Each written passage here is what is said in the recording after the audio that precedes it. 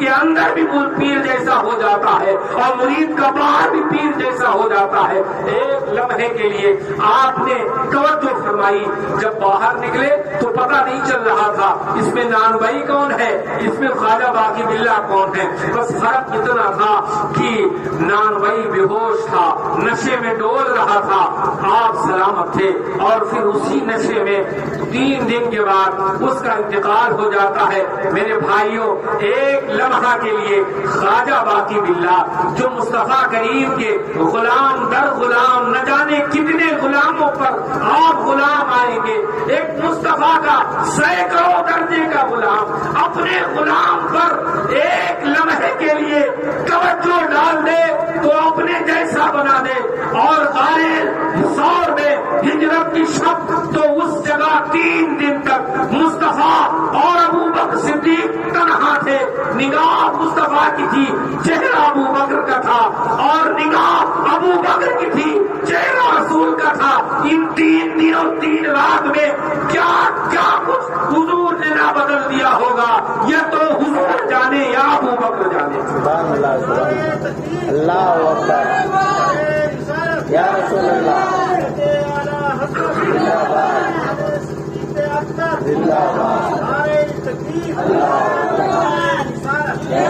یہی وجہ ہے کہ جب حضرت ابوبکر صدیق خلیفہ بنے تو حضور نے اپنے زندگی میں ایک لشکر کو ترتیب دیا تھا جس کا نام جیش اسامہ تھا، اور وہ مدینہ سے پوچھ کر گیا تھا، تھوڑی دور پر گیا تھا کہ حضور کا وصال ہو گیا۔ وہ پلٹ آیا، حضور کے جنازے میں شرکت کی، پھر طرح طرح کی خبریں آ رہی، کہیں سی خبر آ رہی ہے کہ وہ لوگ اسلام سے پھر گئے، کہ اب محمد نہیں تو پھر اسلام کیسا، کہیں سے خبر آ رہی ہے کہ فلاں قبیلے کے لوگ کہہ رہے ہیں ہم زکات نہیں دیں گے، کہیں سے خبر آئی کہ وہاں سے نبی ہونے کا کسی نے دعویٰ کیا ہے، اور لگے ہاتھ ایک عورت بھی کھڑی ہو گئی، اس نے کہا کہ نبوت مردوں کے لیے ختم ہو گئی ہے، عورتوں پر تو نہیں، میں بھی نبی ہوں۔ طرح طرح کے فتنے، یہودیوں نے الگ چال بنائی، اب اسلام کو ختم کر دیا جائے۔ حضرت ابوبکر پر ہزاروں فتنوں نے حملہ کیا۔ حضرت ابوبکر صدیق نے سب سے پہلا جو حکم دیا کہ جیسے اسامہ کو روانہ کیا جائے، جس لشکر کو مصطفیٰ نے ترتیب کی تھی روانہ کیا تھا، وہ اپنے مقام پر جائے جہاں کے لیے میرے آقا نے بھیجا تھا۔ صحابہ کرام نے آ کر سمجھایا، اے خلیفۃ الرسول، یہ عقل مندی کا کام نہیں ہے کہ اپنی لشکری طاقت کو ملک سے دور بھیج دیں، پہلے گھر کی خبر لیں پھر بعد میں نپٹ لیا جائے گا۔ آپ منع کر دیتے۔ حضرت عمر فاروق اعظم جیسا شخص آیا، اتنا جری، اور حضرت ابوبکر صدیق سے کہنے لگا، اے ابوبکر، کیا ہوا ہے تو امت کو کیوں موت کے منہ میں ڈال رہا، اپنے ضد پر کیوں آ، لشکر کو نہ بھیجو۔ جب یہ سنا حضرت ابوبکر صدیق کو چھلال آیا اور حضرت عمر کے سینے پر گھونسا مارا اور کہا، ابن خطاب، تجھ پر تیری ماں روئے، اسلام لانے سے پہلے تو بڑا بہادر بنتا تھا، جام اسلام پینے کے بعد کیا تو بزدل ہو گیا؟ مجھے تو وہ مشورہ دینے آیا جو رسول اللہ کے حکم کے خلاف ہو؟ جس لشکر کو رسول اللہ نے روانہ کیا تھا، ابو قحافہ کے بیٹے کی کیا مجال کہ اس لشکر کو روک دے؟ پھر آپ نے اعلان کیا، اے اہل مدینہ، اگر مجھے یقین ہو جائے کہ میری لاش کو چیل اور کوے بھی نوچ نوچ کر کھائیں گے، کتے میری لاش کو نوچیں گے، مجھے یقین ہو، اور اگر میں دیکھ بھی لوں کہ کتے مجھے نوچنے کے لیے بھاگ رہے ہیں، تب بھی خدا کی عزت کی قسم اس لشکر کو میں بھیجوں گا جس لشکر کو مصطفیٰ نے بھیجا تھا۔ اور پھر تیاری کا حکم دیا، اور پھر کہنے لگے کہ جو کمانڈر ان چیف تھے حضرت اسامہ وہ 17 یا 18 سال کے تھے، کہا گیا کسی عمر دراز تجربہ کار شخص کو کمانڈر بنایا جائے۔ آپ نے فرمایا کیا رسول اللہ سے بڑھ کر تمہاری عقلیں ہو سکتی ہیں؟ جسے رسول اللہ نے کمانڈر بنایا ہو میں کیسے اسے بدل دوں؟ لشکر جب تیار ہوا تو حضرت ابوبکر صدیق نے حضرت اسامہ 18 سال کے جوان ان کے گھوڑے کی لگام پکڑ کر چلتے اور ان کو نصیحتیں کرتے جاتے، اے مجاہد اسلام، تجھ پر تیرے کندھوں پر میں اسلام کی امانتیں سونپتا ہوں، خدا کے واسطے بڑوں پر ہاتھ نہ اٹھانا، کھیتوں کو مت جلانا، عورتوں کو مت ستانا، بچوں پر ہاتھ مت اٹھانا، اگر کوئی صلح کی پیشکش کرے تو فوراً صلح کر لینا، اگر کوئی تلوار یا ہتھیار لے کر اسلام کی دشمنی کے لیے تمہارے سامنے آئے تو پھر اس کی رعایت نہ کرنا، اور عین حالت جنگ میں اگر تجھ سے کوئی مدد مانگے تو تو اپنی تلوار روک کے اس کی مدد کرنا۔ اس طرح سے نصیحتیں فرماتے جا رہے۔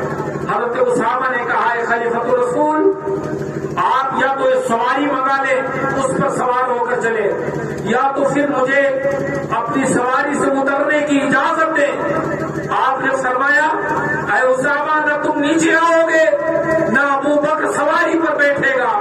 ابو بکر کے لیے یہی کیا کم ہے کہ لشکر اسلام جس گھوڑے پر بیٹھ کر اسلام کی سربلندی کے لیے جا رہا ہو، ان گھوڑوں کی دھول چھن چھن کر ابو بکر کے چہرے پر پڑ جائے تو یہ کوئی کم سعادت نہیں، ابو بکر کے لیے بڑی سعادت ہے۔ اور میرے بھائیوں، حضرت عمر فاروق اعظم ہمیشہ مقابلہ کرتے تھے کہ حضرت ابو بکر سے نیکیوں میں بڑھنے کے لیے۔ جب آپ خلیفہ بن گئے اور یہ واقعہ میرے دل کو چھوٹا ہے، میں بارہا بولتا ہوں، جہاں کہیں بھی جاتا ہوں میں چاہ کر بولتا ہوں، کہا کہ اب میں ابو بکر سے زیادہ نیکیاں کر لوں گا۔ آپ نے پتہ لگایا کہ کوئی کمزور بے سہارا عورت مل جائے میں اس کی خدمت کروں، تو 3 میل مدینے سے باہر ایک بوڑھی عورت کا پتہ چلا۔ فجر کے بعد اس کے یہاں گئے، اماں السلام علیکم۔ وعلیکم السلام بیٹا۔ وہ عورت نابینا تھی، اس کا کوئی نہ تھا۔ نہ میں تمہارا نوکر بن کے آیا ہوں، میں عمر ابن خطاب ہوں، ماں کوئی کام ہو آپ کی بکریوں کے لیے چارہ لے آؤں، ان کے لیے چارہ کاٹ دوں، پانی بھر کے لاؤں، آپ کے گھر میں جھاڑو دے دوں، آپ کے کپڑے دھو دوں، جو ضرورت ہو بتائیں۔ کہا بیٹے آپ نے آنے میں دیر کر دی، تیرا بھائی میرا سارا کام کر کے چلا گیا۔ دوسرے دن آپ نے کہا اور جلدی جاؤں گا، فجر سے پہلے آئے، پھر سلام کیا، ماں آپ کا بیٹا غلام آیا ہے عمر، کوئی کام ہو تو بتائیں۔ کہا بیٹے عمر تم نے آج بھی آنے میں دیر کر دی، تیرا ایک بھائی آ کر میرا سارا کام کر کے چلا گیا۔ آپ نے سوچا آپ نے اس بری عورت کی خدمت کر کے آؤں گا، پھر فجر پڑھوں گا، اور اول وقت میں آپ نے تہجد پڑھی اور اس کی طرف چل پڑے۔ جب جا رہے تھے راستے میں تو دیکھا ایک بوڑھا شخص کمبل اوڑھے آ رہا، اور ان پر جب نظر پڑی تو بوڑھے نے اپنا راستہ بدلنا شروع کر دیا۔ جب راستہ بدلا، ان کی چھٹی بہت متعلق انسان تھا، ایسا تو نہیں ہے کہ یہی وہ شخص ہو جو میرے حصے کا کام کر رہا تھا، اس کو دیکھو تو صحیح۔ اب ادھر چل پڑے، وہ راستہ بدلنے لگے، یہ جھپٹ کر گئے، ہاتھ پکڑ لیا۔ اب اس بوڑھے نے اپنی ساری طاقت کو اکٹھا کیا اور اپنے چہرے کو اس کمبل سے بند کر لیا۔ اب یہ چہرہ کھولنا چاہے تو بند، لیکن وہ بوڑھا یہ جوان طاقت لگائی، جب چہرے سے کمبل ہٹا تو حضرت عمر فاروق اعظم اس بوڑھے کے قدموں پر بیٹھے ہیں اور کہتے ہیں اے ابو بکر صدیق، خطاب کے بیٹے کی یہ حسرت کبھی نہیں پوری ہو سکتی کہ میں آپ سے نیکیوں میں بڑھ جاؤں۔ وہ بڑا شخص کوئی اور نہیں، حضرت ابو بکر صدیق۔ اور اس واقعے کو جب میں پڑھتا ہوں نا تو میری آنکھ میں آنسو بھر آتے ہیں۔ جب حضور کا وصال ہوا تو حضرت ابو بکر صدیق حضرت عائشہ کے پاس آئے وہ کہتے ہیں اے ام المومنین حضور کے کچھ ایسے عمل ہوں گے جو آپ جانتی ہیں ہم لوگوں کو خبر نہیں، لیکن وہ امت کے لیے کوئی ایسا کام جو حضور ہم سب سے چھپ کر کرتے ہوں وہ بتائیں تاکہ میں کروں، میں ان کا نائب ہوں۔ تو حضرت عائشہ صدیقہ نے کہا اے بابا جان ہفتے میں 2 دن رسول اللہ صلی اللہ تعالیٰ علیہ وسلم ایک ریلوا بناتے اور اس طرف جایا کرتے، واپس آتے تو حضور کے کپڑے پر دھول ہوتی اور سانس پھول چکی ہوتی تھی، سانس لمبی لمبی لیتے، ایسا لگتا تھا جیسے 3 میل کہیں جا کر آتے۔ آپ نے کہا اے ام المومنین اسی طرح کا حلوہ بنا دو جس طرح آپ رسول اللہ کے لیے تیار کرتے تھے، تیار کر دیا۔ پھر جب چلے اس بتائی ہوئی ڈگر پر 3 میل چلے تو پہاڑیاں ہیں، کوئی راستہ نہیں، ایک کٹیا اس کے اندر جھانک کے دیکھا تو ایک پورا شخص لیٹا ترا رہا، وہ اتنا بوڑھا ہو گیا تھا کہ اس کی پلکیں یہ جو بھویں ہیں اتنا جھک آئی تھی کہ اس کے ناک کے نیچے تک پہنچ آئی تھی اور اس کے بدن میں صرف ہڈیاں اکھاڑ تھی۔ وہاں گئے دیکھا تو کہا یہی یہ شخص ہو سکتا ہے جس کے پاس میرے آقا آتے تھے۔ رو پڑے میرے آقا کتنے قریب، اور وہ کوئی غیر مسلمان بھی نہ تھا، وہ یہودی تھا، حضور کا کلمہ پڑھنے والا نہ تھا، وہ یہودی تھا۔ آپ اسے کھانا کھلانے ہفتے میں 2 بار جاتے تھے۔ حضرت ابوبکر صدیق گئے اور حلوہ کو اپنے ہاتھ میں لیا، اس کے ہونٹ پہ جیسے رکھا تو رو پڑا، چلا پڑا اے ابوبکر کیا تمہارے پیغمبر کا انتقال ہو گیا؟ حضرت ابوبکر کبھی زخم تازہ تھا یہ بھی رو پڑے۔ کہا بزرگ آپ کو کیسے پتا کہ میں ابوبکر ہوں جبکہ آپ دیکھ نہیں سکتے، اور یہ کیسے پتا کہ میرے نبی کا انصال ہو گیا؟ تو اس یہودی بوڑھے نے کہا تھا اے ابوبکر میرے حلیہ کو دیکھ رہے ہو؟ اگر میرے جسم پر کوئی مکھی آ کے بیٹھ جاتی ہے تو یوں لگتا ہے کہ جیسے پہاڑ رکھ دیا گیا ہو، میں مکھیوں کی پوچھ کو بھی برداشت نہیں کر سکتا، اتنا میں کمزور ہوں، میں تیرے سخت ہاتھوں کے بوجھ کو کیسے برداشت کرتا ہوں؟ تیرے کھانے کھلانے کے انداز نے مجھے بتا دیا کہ تو ابوبکر ہے اور تیرے پیغمبر کا وصال ہو گیا ہے، اگر وہ یہاں ہوتے تو پھر دوسرا کوئی نہ آتا۔ تو آپ نے یہ کیسے پہچانا کہ میں ابوبکر ہوں، کوئی اور بھی ہو سکتا تھا؟ تو اس بوڑھے یہودی نے کہا اے ابوبکر تجھے کیا خبر، تیری شان تیری پیغمبر کے نظر میں کیا تھی؟ ہر کسی کے گھر میں تو مصطفیٰ کے نام کی محفلیں سجتی ہیں، لیکن میرا وہ گھر ہے، میری یہ کٹیا ایسی ہے جہاں کسی کے ذکر کی بات نہیں ہوتی تھی، اگر ذکر ہوتا تھا تو ابو قحافہ کے بیٹے ابوبکر کا ذکر ہوا کرتا تھا۔ مصطفیٰ جب تک رہتے یہی کہا کرتے تھے میرے ابوبکر کی یہ شان ہے، میرا ابوبکر ایسا ہے، میرا ابوبکر ویسا ہے۔ اور حضرت ابوبکر نے پوچھا پھر یہ بتائیں میرے مصطفیٰ آپ کو کیسے کھلاتے تھے؟ اس بوڑھے نے کہا تو تمہارا پیغمبر رحمت للعالمین ہے، سارے جہان کے لیے رحمت، میری کمزوری کو انہوں نے محسوس کیا، وہ مجھے اس طرح کھلایا کرتے تھے کہ پہلے حلوہ کو وہ اپنی زبان پہ رکھتے، پھر زبان سے لا کر میری ہونٹ پہ رکھتے، اس طرح سے کھلایا کرتے تھے۔ قربان جائے اس یہودی کے نصیبے پر کہ جسے مصطفیٰ اس شان سے کھانا کھلائے کہ کھانے کو اپنی زبان پہ رکھے پھر زبان اس کے منہ پہ رکھتے۔ حضرت ابوبکر صدیق نے اسے کھلایا اسی طریقے سے جس طرح سے مصطفیٰ نے کھلایا تھا۔ جب چلنے لگے اس نے آواز دی رکو، رک گئے، کہا ہاتھ دو، ہاتھ دیا، کہا کہ اب میں تمہارے دین کو قبول کرتا ہوں، مصطفیٰ پر کلمہ پڑھتا ہوں، اور گواہ رہنا کہ میں نے مصطفیٰ کی رسالت پر ایمان لایا اور اس کے دین کو قبول کرتا ہوں۔ حضرات آج ہم میں سے کون ہے جو اس طرح سے اپنے بھائیوں کی کوئی مدد کرتا ہو؟ کوئی پریشان مل جائے تو کون مدد کرتا ہے؟ وہ اتنے بڑے خلیفہ رسول اللہ اتنے بڑے غیروں کو جا کر اس طرح کھلایا کرتے تھے. آج ہمارے یہاں تک نظری یہ ہے اگر سگے ماں باپ کے بیٹے ہونا وہ ایک دوسرے کو کھانا پسند نہیں کرتے. ارے یار اس کا بھی پیٹ بھرنے لگا, اس کا بھی پیٹ بھرنے لگا. یہ سب غلط باتیں ہیں. رنجشیں ختم کر دو, اپنے دل سے کدورتیں ختم کر دو, اور دینے والی ذات رب کی ہے. اگر کوئی یہ کہے فلاں کو رب نے یہ دیا جبکہ یہ اس کے لائق نہ تھا, میں کہتا ہوں اس نے دو غلطی یہاں کر دی. ایک غلطی تو یہ ہے کہ اس نے رب کی تقسیم پر سوال کھڑا کیا ہے, دینے والا رب ہے. اور دوسری سب سے بڑی غلطی یہ ہے گویا اپنے آپ کو اللہ سے زیادہ علم والا ثابت کرنا چاہتا ہے. اللہ بہتر جانتا ہے ہمارے بارے میں, کیا بہتر جانتے ہیں ہمارے بارے میں؟ رب بہتر جانتا ہے. رب جس طرح چاہے, جتنا چاہے, جسے چاہے وہ عطا کرے. وہ مالک ہے, یہ اس کے بندے ہیں. اس طرح سے شکوہ نہیں کیا جاتا بلکہ ہم خود رب کی بارگاہ میں سوالی بن جائیں. اللہ رب العزت سے عرض کریں کہ مولا ہماری بگڑی بنا دے.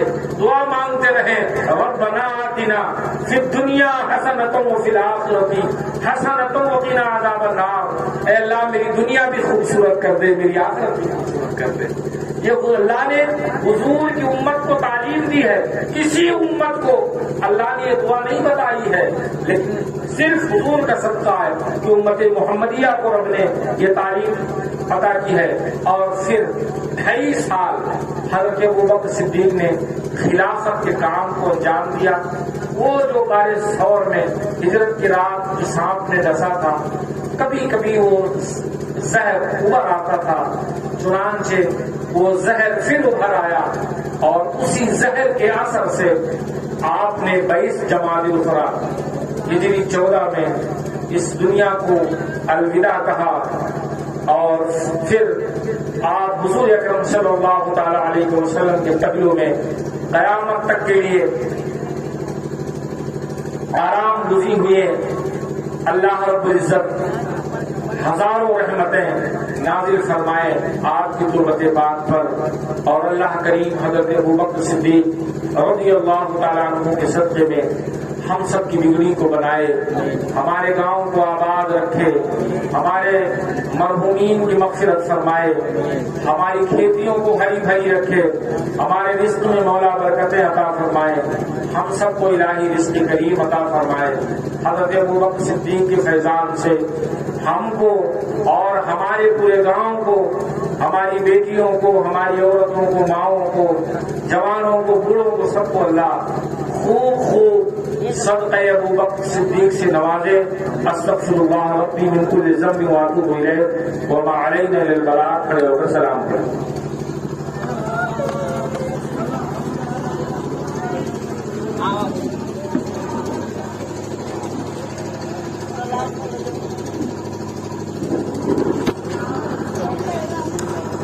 حسین بن حیدر پہ لاکھوں سلام, حسین بن حیدر پہ لاکھوں سلام. کر لیا نوش جس نے شہادت کا جام, کر لیا نوش جس نے شہادت کا جام. کربلا تیری قسمت پہ لاکھوں سلام, کربلا تیری قسمت پہ لاکھوں سلام, کربلا تیری قسمت پہ لاکھوں سلام, کربلا تیری قسمت پہ لاکھوں سلام. کر لیا نوش جس نے شہادت کا جام. کتنے بکھرے ہوئے ہیں مدینے کے پھول, کتنے بکھرے ہوئے ہیں مدینے کے پھول. کربلا تیری قسمت پہ لاکھوں سلام, کربلا تیری قسمت پہ لاکھوں سلام. کر لیا نوش جس نے اس حسین ابن حیدر پہ لاکھوں سلام، اس حسین ابن حیدر پہ لاکھوں سلام، جن کو جھولا فرشتے جھولاتے رہے، جن کو جھولا فرشتے جھولاتے رہے، جن کو کندھوں پہ آقا بٹھاتے رہے، جن کو کندھوں پہ آقا بٹھاتے رہے، اس حسین ابن حیدر پہ لاکھوں سلام، اس حسین ابن حیدر پہ لاکھوں سلام، کر لیا نوش جس نے شہادت کا جام، کر لیا نوش شہادت کا جام، کربلا تیری قسمت پہ لاکھوں سلام، کربلا تیری قسمت پہ لاکھوں سلام، کربلا کی زمین اور امام حسین، کربلا کی زمین اور امام حسین، اس حسین ابن حیدر پہ لاکھوں سلام، مصطفیٰ جان رہنما پہ لاکھوں سلام، شمع بز میں ہدایت پہ لاکھوں سلام، یا نبی سلام علیکہ، یا رسول سلام علیکہ،